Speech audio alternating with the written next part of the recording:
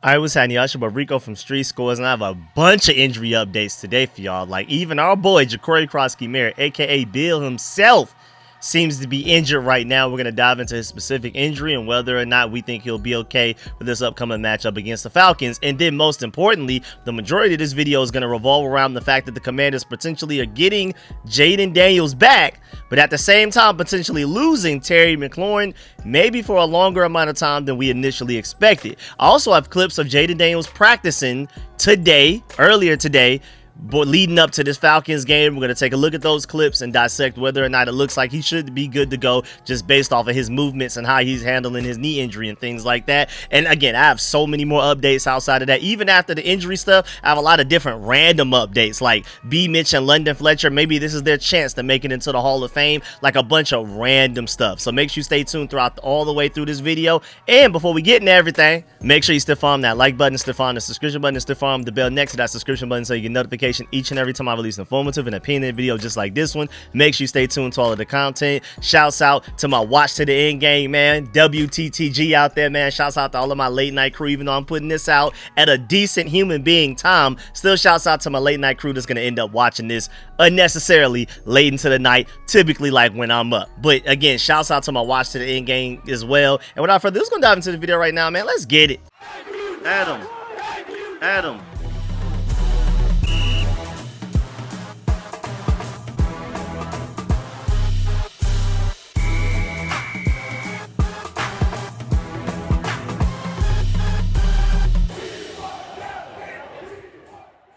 All right, so let's start with the Jayden Daniels updates because, again, y'all know me, man. I try my best not to try to like, oh, I have all of this information and the thing that you want to hear about the most, I'm going to save it till the end of the video to force you to watch my videos all the way through. I'm pretty sure most people clicked on this for Jayden. If not him, y'all clicked on it for Terry. So we're going to go Jayden first. We're going to go Terry second, and then we'll get through everything else. I'm not trying to hold y'all's attention captive. I would love it if everybody to finish the video, but I'm not going to force y'all to, or to force y'all to skim through and, you know, try to figure out, hey, he might be talking about Jayden here. Nah, right off rip, we're getting to Jayden Daniels. And so first of all, once I found out that Jayden Daniels was going to speak to the media this afternoon, earlier in the day, I was already very optimistic about his chances of playing versus the Falcons. Because remember last week, he didn't speak to the media on Wednesday of last week. It was Marcus Mariota that spoke to the media. And that already gave us kind of the heads up that he was more than likely that Jayden Daniels himself was not going to play against the Raiders because he wasn't the quarterback, the starting quarterback in Wednesday's practice. So him talking to the media on this week's Wednesday does not automatically mean that he's definitely playing against the Falcons, but he's definitely far more likely than he was last week leading up to that Raiders game. And before we even get to Jayden Daniels, before he even had a chance to speak to the media after practice, how about before practice, Dan Quinn spoke to the media and gave some updates on Jayden Daniels as well.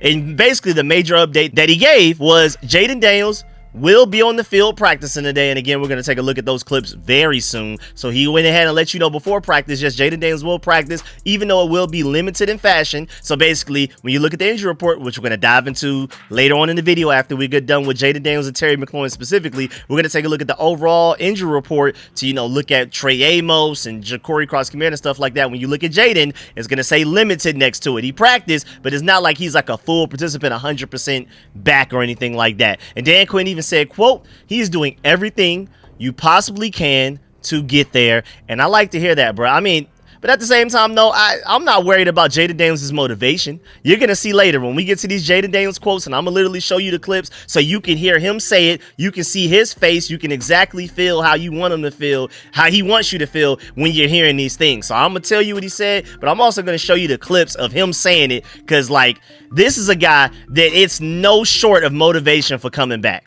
If anything, this coaching staff has to hold Jayden Daniels back. He wants to be back bad to the point that he basically even alluded to the fact that he kind of probably even gave a serious attitude, maybe even cussed out Dan Quinn after he was told that he was not going to play versus the Raiders. Again, we're going to dive into that later. But you had Jayden Daniels at practice today. And you have clips like this one provided by Nikki Javala right here. Jayden Daniels, you know, doing a little bit of jogging and running, changing directions a little bit. It's very light. Very, very light. But still, just the fact that he's moving, I'm happy to see that, man. I mean, now granted, it looks like he's running like routes like a receiver or something like that, but at least the guy is moving. He's not even staying stationary and just throwing passes. He's moving around. I'll take it. Then you also have this other clip uploaded by Nicky Javala as well, and then this is him actually like looking like a quarterback. That last drill, I don't know. They just had him running around, maybe trying to work on that knee to see how much he could do with it. But now he's actually doing quarterback stuff, and he's dropping back to pass. He just did like a 5-step drop, I believe that was. I wasn't paying too much attention to it because I looked back at the camera to talk to y'all. But either way, like this guy is maneuvering like a quarterback as well. Now, I'm not gonna lie, it does look a little stiff. Like, I mean, hey, at least he's moving. But it doesn't look like 100%, to be 100% transparent with y'all. I know I'm Mr. Optimism, and I think, I think he will end up playing this upcoming game against the Falcons, but he's not 100% himself in these clips.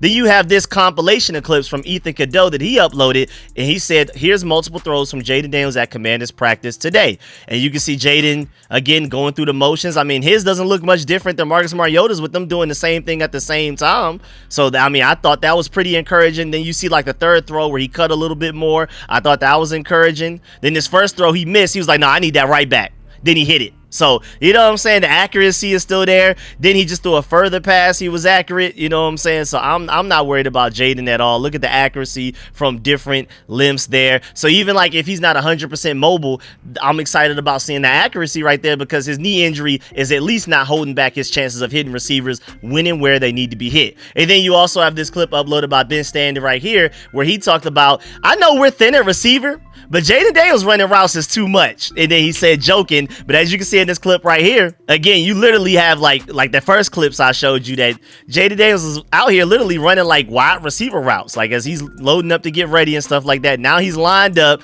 and he's literally running routes like a receiver, which requires a certain level of like putting stress on your knee. I mean, if he's able to go out there, even though he's running them at half speed, not really running them with sharp cuts or anything like that, but the fact that he's even able to half speed wide receiver routes, I don't think he was able to do that last week. That's pretty encouraging. Again, doesn't necessarily have a lot to do with playing the quarterback position very well, but it is fairly encouraging for his injury. We'll see. And then after practice, Jayden Daniels spoke to the media himself. And instead of somebody like else speaking on his behalf, like we've been hearing from Dan Quinn the last couple of weeks, we haven't spoken to Jayden in like a week and a half. So now was our finally Wednesday, September 24th, the first time to hear from Jayden Daniels himself on how he feels about his injury, what's going on, does he feel like he's going to be able to play and stuff like that. And I love his answers. Like, first of all, his answer to how he felt about Dan Quinn telling him that he couldn't play last week. Jayden Daniels shows a lot of personalities in these clips. And again, like I mentioned earlier, I'm going to let you hear it from the guy himself. Here's Jayden Daniels' reaction to Dan Quinn telling him that he was going to be out versus the Las Vegas Raiders, whether he wanted to or not. What was your reaction when Coach Quinn told you that you weren't going to be out there on Sunday? I'll leave that between me and him. It wasn't like the most like, okay, yeah, I'm gonna sit out. So. Man, that's my quarterback, man. That's our quarterback. I love that personality, man. The fact that he's just that competitive. That even as great as Marcus Mariota is, and even though he's perfectly capable of leading us to wins, Jayden Daniels is such a competitor that he wants to go out there and be the one that does it. Remember, this guy took on serious contact to run for a touchdown in the preseason, and he literally said something to the extent of, like, don't put me on the field if you don't expect me to go all out. Even if it's preseason, I want to go out there and I want to win. I don't care the setting, the situation, the opponent. I want to go all out. I want to be the one out there winning. So I just love the personality of our quarterback. It's definitely some Tom Brady-ness. So that's why he's Tom Brady's favorite quarterback. Every time Tom Brady gets a chance to talk about Jayden Daniels, that's his favorite young guy in the NFL right now, period.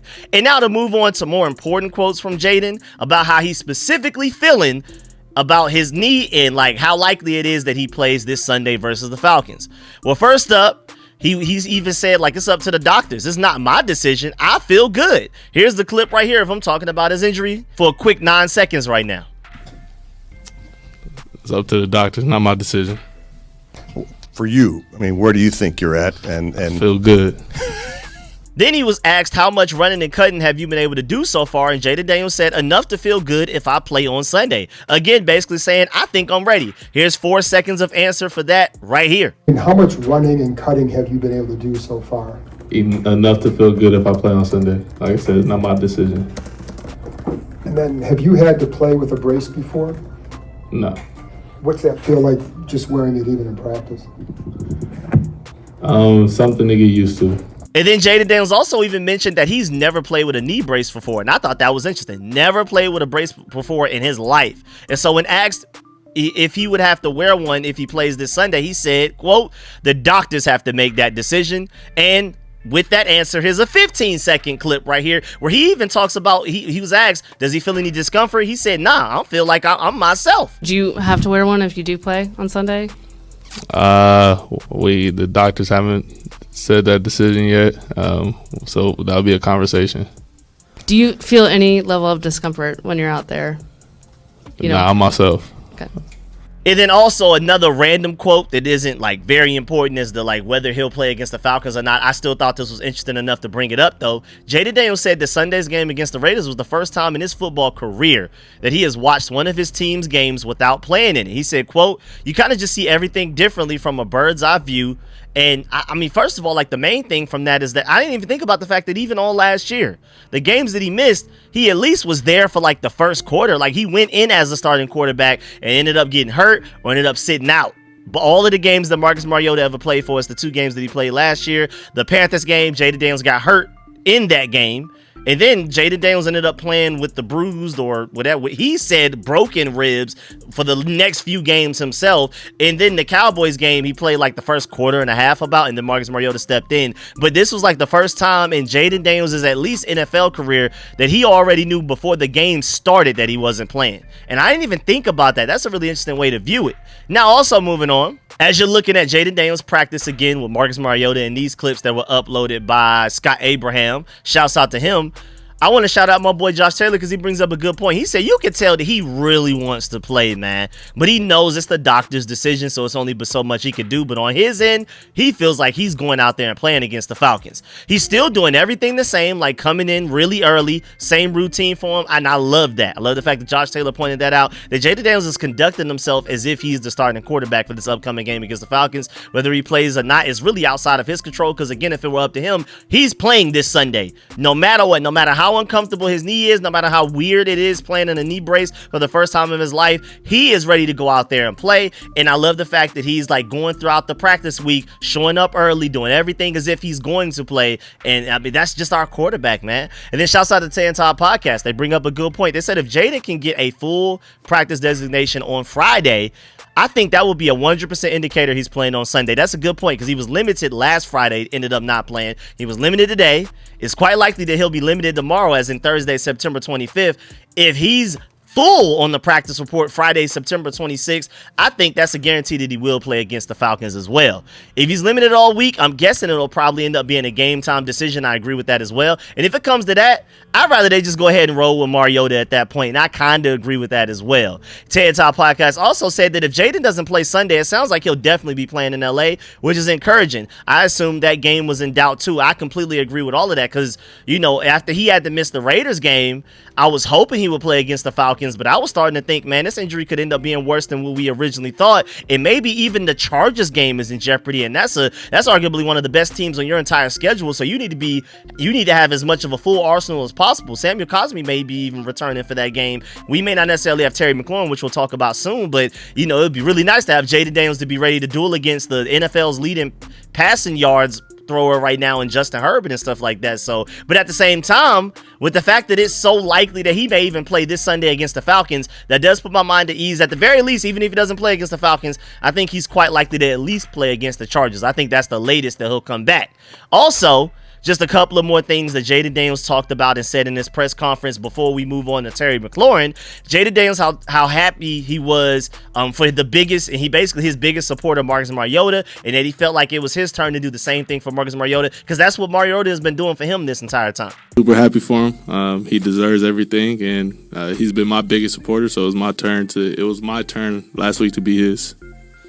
And then also, I just got to take the time to point out Dula, man. Dula. I mean, all of the professional pictures, like you see my Twitter profile picture, you see the banner for the Commanders Kings. When we did that in-person live show in Virginia on August 24th, he was all of the pictures, all of them HD pictures. And like you're looking at right now, This is the picture that he caught, and it's just this is so fire, bruh. Having Marcus Mariota with the way he is coming out, like I got my troops behind me, and then you see Jayden Daniels lurking in the shadow, like laser focus, bro. That's one of the hardest pictures I've ever seen as a burgundy and gold fan ever in my life, let alone Jayden Daniels specifically, man. So I don't know how Dula does it, but hey, man, Dula be on it, man. I don't know how he does it, but that's the best photographer doing it out there for the Commanders, I swear. And then also, Jayden Daniels talked about Terry McLaurin possibly missing time and the team's next man up mentality right here. I mean, he's Terry. He does what he does. He makes big plays, but we kind of was dealing with that throughout training camp. So we very much have the next man up mentality. We're confident in other people to make plays. And now, before we move on to Terry McLaurin and all of the other injury updates and all of the other random Commanders updates that I want to give y'all as well, shouts out to Sleeper, man. We are in the full swing of the NFL season. It's almost October, y'all. I feel like that came a little too fast, but at the same time, you now have a chance to 1,000 times your cash on daily fantasy football. Washington football has never been more exciting, especially once we get the full arsenal back. We have Jayden Daniels healthy. We get Terry McLaurin back. I'm excited to see what Darnell Savage is going to add to this defense with Will Harris gone, but eventually we may get to the point where we have Will Harris, Quan Martin, and Darnell Savage in our safety group. That could be a really deep safety group, like a blessing in disguise long term. But Deebo Samuel's going to keep being one of our best defensive players. Ja'Cory Krosky-Merritt, good. I think he's going to end up being good to go, but we'll see. We're going to dive into that injury report wise. But we have a lot of fun and exciting Commanders players that you can have fun with through Sleeper. You can pick on stats like touchdowns, passing yards, receiving yards, fantasy points, and more for up to 1,000 times your cash. And if you're right on your money and your picks, you can win big money on it. You can use promo code SCORE like you see on the screen right now. That's SCORE, and you'll get up to $100 match on your first deposit. Or you can even click the link at the top of the description of this video and every video on live stream I'm doing all season, all the way to this Commanders Super Bowl run. And like I always keep telling y'all too, man, it's not just the Commanders in the NFL. NBA is about to start getting jiggy. You can start getting in on MLB, NHL, college football, my Georgia Dogs, you know what I'm saying, college basketball, and the WNBA, all on Sleeper. Now let's dive into some picks that we can get into. Y'all know me, man. Until I start to put together my Elite 8 legs, you know what I'm saying, well, I'm trying to turn 10 into like 1,000 basically, just like week 1 I turned 10 into 800. Before I get there, which is the things that I try to have done by Friday, put that in a video for y'all on Friday so y'all can go ahead and have y'all picks ready for Sunday. Until then, I just typically like to have a little bit of fun with these weekly duos, and I like to go to the NFL popular duos right here. You go to the top. Right now, it's a lot of MLB at the stuff at the top. Scroll down a little bit. You'll see some NFL popular duos. Did I already pass it again? Yes, I did. And then when I clicked on that, I ended up finding this one. You know me, man. I try to, if I'm just going to do something random and quick where it's only like 2 players, I tend to go with the one with the highest risk, but also the biggest bang for your buck, the biggest reward. So you could ultimately, if you feel like this is just going to be a pass out, where the Seattle Seahawks and the Cardinals are just passing the ball left and right, it's a shootout, everybody's just throwing for a bunch of yards. It doesn't necessarily say how many touchdowns they throw for, how many interceptions, none of that. If it's just a bunch of passing yards thrown, if you believe Sam Darnold can throw for over 235.5 passing yards, you believe Kyler Murray can throw for over 209.5 passing yards, you could end up turning 10 into 31, 20 into 63, or 100 into 316. And just to look, Sam Darnold has only done that once this season, but when he did, it was against a Pittsburgh Steelers defense, which is pretty good. I feel like the only reason he didn't do it against the Saints because the Saints are just so bad. You don't necessarily have to throw the ball a lot against them. But the Cardinals, you're going to have to throw the ball against them. And then Kyler Murray, same thing. Just to back out real quick, looking at him, he's only done this once this season, but again, New Orleans, you don't necessarily have to throw the ball against them a lot. San Francisco has a pretty good defense, and so I think, hey man, this may be the week where both of them go over on their passing yards thrown. We'll see. If you want to follow this, you can end up turning 100 into 316. And again, shouts out to Sleeper, man. You can use promo code SCORE. That's SCORE. Now let's get back to this video. Let's dive into this Terry McLaurin stuff, man. All right, so let's get into this Terry McLaurin update. First of all, Dan Quinn, after practice, said that before practice, my fault, said that Terry McLaurin would not participate in practice today, which he ended up not doing. He did not participate. Quinn said that McLaurin is getting second opinions and that it's really common and almost everyone does that. So he's downplaying it. I guess we gotta wait and see that, like, if that's real, you know what I'm saying? Because again, like I said in my previous video last night, shouts out to my late night crew, that, typically if you're seeking a second opinion, that may mean that you don't like the first one. Maybe the first one was bad news, and now you're trying to see maybe if that bad news is not true. Because I feel like, honestly, if you got good news, maybe you just chill and be like, okay, that's all I need to know. But hopefully this is like Dan Quinn is saying it is, and he's just getting a lot of the opinions just in case. And even though the good news or the initial news was great news to hear. And then shouts out to Ian Rappaport. He did a whole video on NFL Network breaking down how Mike Evans with his hamstring will miss a few weeks, while Commanders Terry McLaurin quad could miss this week. But then also he added to that and said that Terry McLaurin will receive another opinion on his quad today. Mind you, that's today as in Wednesday, September 24th. We haven't heard the answer from that, but we got to dive into like what this means. Why is he getting a second opinion? Including one from Dr. Williams Myers, the nation's expert in core muscle injuries. Like, they're going to the guy, the number one guy for this in the country. As of now, they believe it's a quad injury, so that's good to hear, but more tests coming as his status is in doubt for Sunday. And I already showed y'all clips in my video last night / early this morning. Shouts out to the late night crew, showing y'all Terry McLaurin like jogging. Like, after the game, when he went to go retrieve Luke McCaffrey's touchdown ball for him, he's jogging. When they're walking off of the field after the end of the game, he's chilling, no limp, walking. I would have never known he had a quad injury if they didn't tell us. But either way, though, this is a little scary. JP Finley pointed out the fact that Terry McLaurin's injury was listed as a quad, but Rap Sheet reports that Terry went to see Dr. William Myers, who specializes in core muscle injuries, and this does not sound great nor simple. We're going to dive into what that doctor had to say about it, but even before then, Jay Daniels MVP brings up a good point. If Terry McLaurin has a sports hernia, he may be out for an extended period of time. National Institutes of Health suggests that players usually return to competition from an injury like that within 3 months. That's not what you want to hear about Terry McLaurin. 3 months, y'all? We're in September, man. That means we would potentially not get Terry McLaurin back until December. I don't like the sound of that at all. And just to kind of run down his track record of who this guy is and why Terry McLaurin went to go seek him out for a second opinion specifically, it's said that even like in his bio that he has dedicated more than 25 years to pioneering the diagnosis, treatment, rehabilitation, and prevention of core muscle injuries, also known as athletic pubalgia or sports hernia. He founded the Vincera Institute in 2013. He is the leading authority on the awareness that the whole core muscle complex, inclusive with the hip joint, contributes to the injury, which has advanced old terminology such as sports hernia. Treating patients with abdominal or groin injuries stem from his unique experiences in the 1980s with the U.S. national soccer team, Miami Dolphins, and various Olympic athletes. Since then, he has developed a number of variants of the surgical repair for core muscle injuries and their relationship to the ball and socket hip joint. He has evaluated more than 15,000 patients, including professional players from the NFL, NHL, MLB, and MLS, as long as the Olympic track and field athletes, professional tennis players, golfers, and bull riders, as well as other athletes as well. So this is the guy. Terry McLaurin is reaching out to this guy to be like, hey, man, tell me exactly what I'm dealing with right now. And if anybody could tell him as accurate as possible, it's him.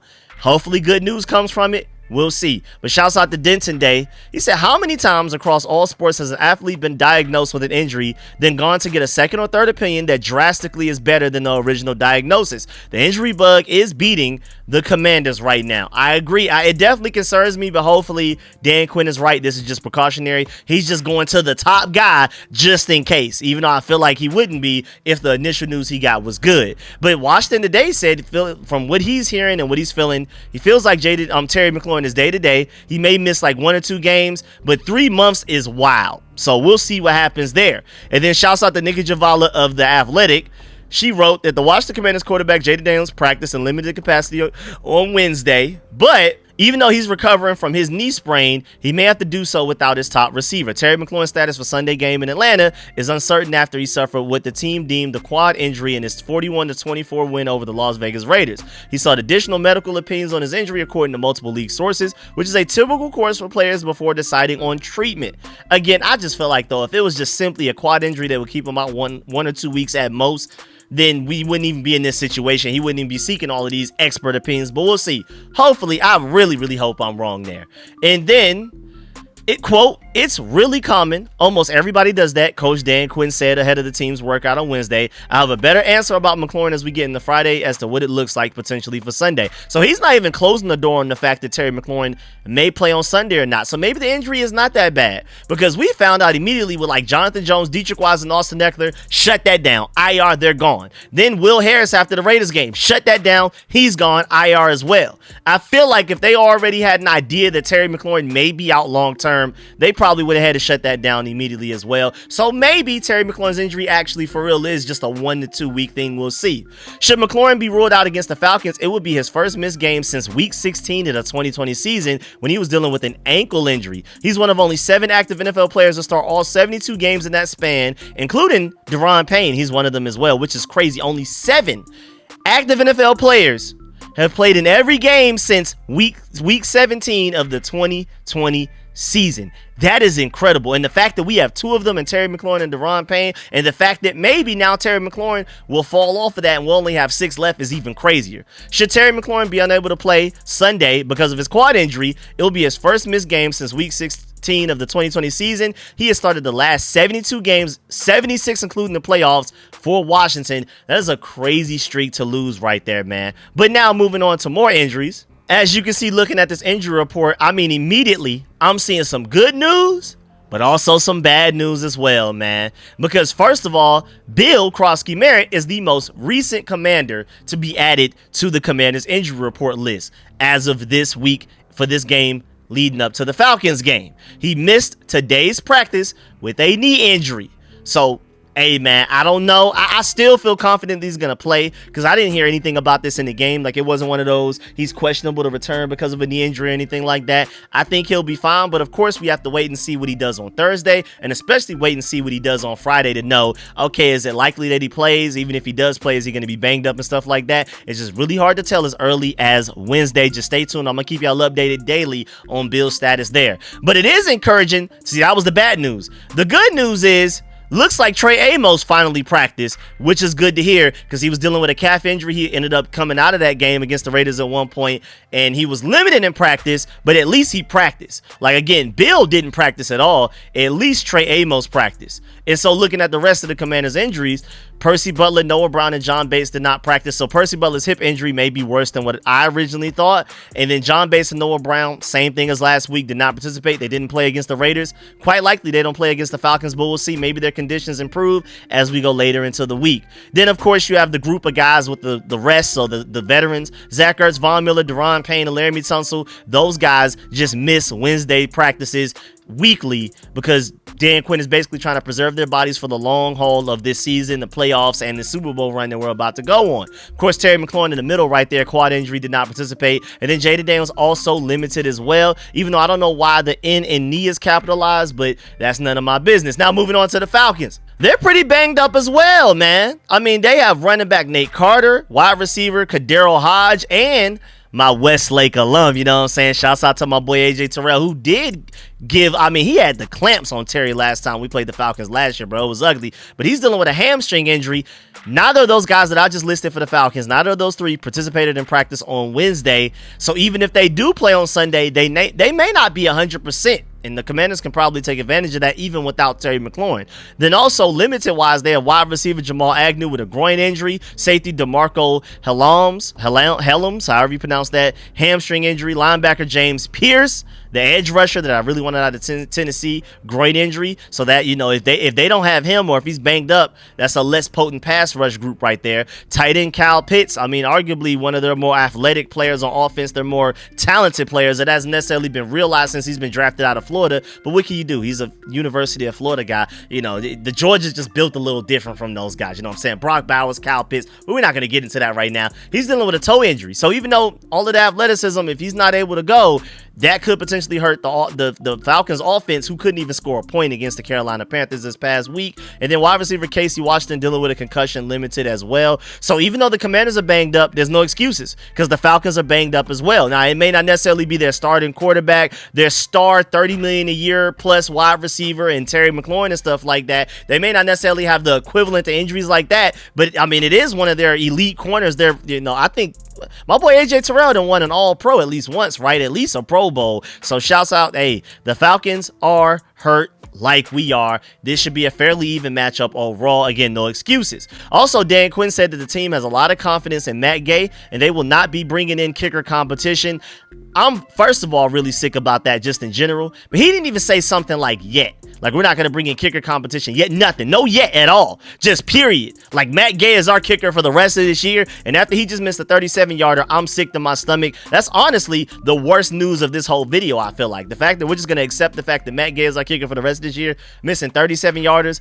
Insane work, bro. But at least we dodged the Young Wei Koo bullet. But man, I mean, Matt Gay isn't much better, if at all.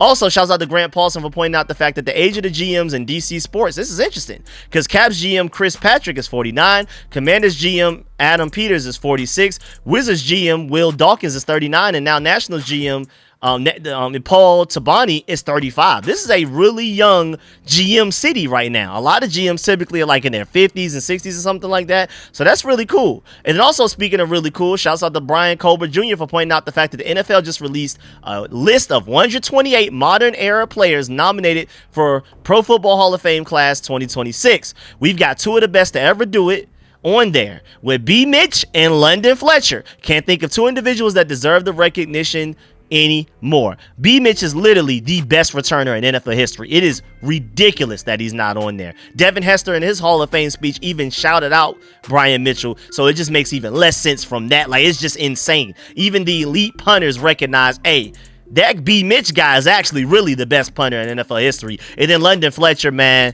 I mean, I know he got a Super Bowl, what was it, with the Bills before he came to us, but he was like he was so dominant with us, bro. Arguably the best linebacker in football, especially that 2012 RG3 rookie season, bro. So he deserves a lot more recognition as well. But Jake Russell also went and pointed out the fact that there are other names on there that are attached to the Commanders. Like quarterback-wise, you have Rich Gannon, Donovan McNabb, even though it was a short minute, and Alex Smith, even though it was fairly short as well. Running back Sean Alexander, even though he's more of a Seahawk, but still. Larry Centers and Eric Metcalf. Wide receiver-wise, you have Brandon Lloyd and even Wes Welker. Tight end, you have Vernon Davis. Linebacker, you have Thomas Davis. Again, I mean, most of these guys we're mentioning came at the back end of their careers, or even Wes Welker as a coach. But, you know, linebacker-wise, Georgia Dog Thomas Davis, a shell of himself by the time he got here, and London Fletcher. DB, you have D'Angelo Hall and Troy Vincent. Punter kicker, you have David Akers. And special teams, of course, I feel like even more so than London Fletcher, B. Mitch better making it into the Hall of Fame this time around. Also, shouts out to Resh Manuel. He brought up a good point that one nice story that seems largely overlooked from the Commanders' win versus the Raiders is that Ale Cajo got his first NFL minutes in a regular season game. Again, you got to remember, this guy was an undrafted free agent out of UCLA, but he played half of the special team snaps against the Raiders on Sunday. It's good to see the work that he put in this summer rewarded, bro, because he had a long shot to make a roster, and then not only has he made the roster, but he's playing in games. Remember, Brandon Coleman was inactive against the Raiders. Ale Cajo at least played on special teams. That's really significant as a rookie undrafted free agent. Also, of course, just in case if you missed it, Brian Daboll, head coach of the Giants, already let us know that Jackson Dart will start for the rest of the season. We'll see how long that lasts because the O-line is bad. I don't know why teams throw rookie quarterbacks into terrible situations. I just never understand it. The Giants are literally just trying to set Jackson Dart up for failure. I literally don't get it. Clearly, they want to be drafting another quarterback in another year or two. But hey, man, let the Giants do them. Also, shouts out to Billy Tinkle. He said, I just realized that the Commanders aren't going to have another 1 p.m. game after this week until December. And that just hurt my soul when I heard that, man. I mean, I'm happy about the primetime games and the standalone games and all of the national media attention and stuff like that. But now, literally, that made me pull up my paper and be like, wow, you're not lying, man. We literally, after this Falcons game at 1 p.m. in Atlanta that I will be going to, it's 4:25 at Chargers, 8:15 versus Bears, 4:25 at Cowboys, 8:15 at Cowboys, 8:15 versus Seahawks, 4:25 versus Lions, 9:30 a.m. at the Dolphins in Europe and Spain. So that's like a weird one where it's not necessarily a late game, but it's also not a 1 p.m.er. Then versus the Broncos, 8:15 p.m. And then we get to December 7th. It took since all the way September 28th versus the Falcons all the way to December 7th at the Vikings for us to finally get a 1 p.m. game. Crazy enough, we finished the season on a run of 1 p.m. games. You have at the Vikings 1 p.m., at the Giants 1 p.m. The Eagles are still to be determined, but then maybe that ends up being 1 p.m. We'll see. Quite likely not, but we'll see. And then the Cowboys 1 p.m. as well, and then the Eagles to be determined again as well. I just thought that was interesting. Also, shouts out to All Pro Reels for pointing out the fact that Jayden Daniels linked up with Andrew Luck before Week 3's kickoff, who Stanford teammate Zach Ertz explained the similarities between the two. I thought that was cool because remember, yes, Zach Ertz and Andrew Luck are Stanford guys. And basically Zach Ertz is like, I've been around Andrew Luck. This Jayden Daniels guy, they have a lot of similarities. He said, quote, Jayden has a gravity to him. He pulls people into a circle. Andrew Luck was the only other guy that I've been around that really had a pull to him. Guys wanted to be around him. It's never about him. He always just wants to be one of the guys, unquote. And I thought that was pretty cool, man. Shouts out to Zach Ertz, because if anybody can tell you that, it's him. But yeah, man, that's the end of this video. Please get in the comment section. Let me know if you feel about everything discussed video. Please still farm that like button, still farm the subscription button, still farm the bell next to that subscription button so you get notification each and every time I release an informative and opinion video just like this one. Shouts out to my watch to the end gang, man. If you're still watching this right now, you can still hear me and you can still see me.